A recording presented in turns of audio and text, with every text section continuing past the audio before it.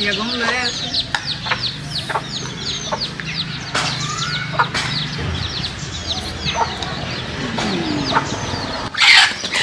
ধৰিলো দে ধৰিলো আজি পিকনিক খামেগৈ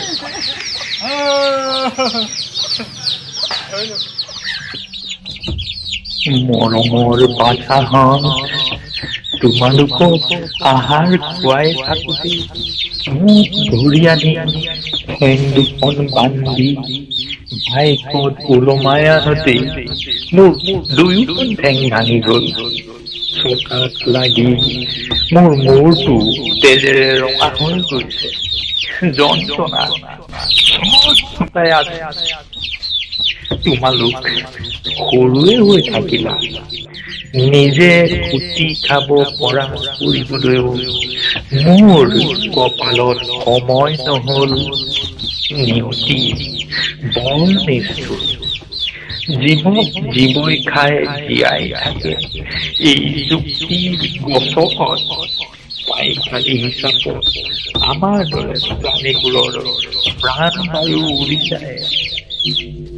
ইয়াত মানুহজনৰ ওচৰত থকা দাখন দেখি মোৰ বুকুখন কঁপি উঠিছে। ওচৰতেই পানী উতলাই আছে।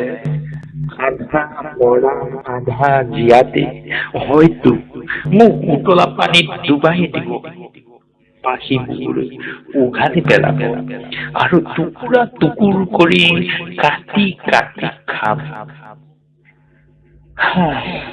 তোমালোকৰো হয়তো বৰ ভোক লাগিছে।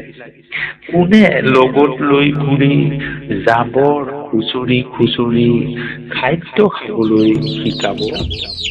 ফুল কোমলীয়াতে মাতৃ মৰম যত্নৰ পৰা বঞ্চিত হলা। এই চিন্তাই মোক মৃত্যুৰ দুৱাৰ দলিটো খুলি খুলি খাইছে। পাৰ্টিৰ মানুহে মোৰ দেউকাটা পকিয়াই ধৰি দাখন দাঙি লৈছে।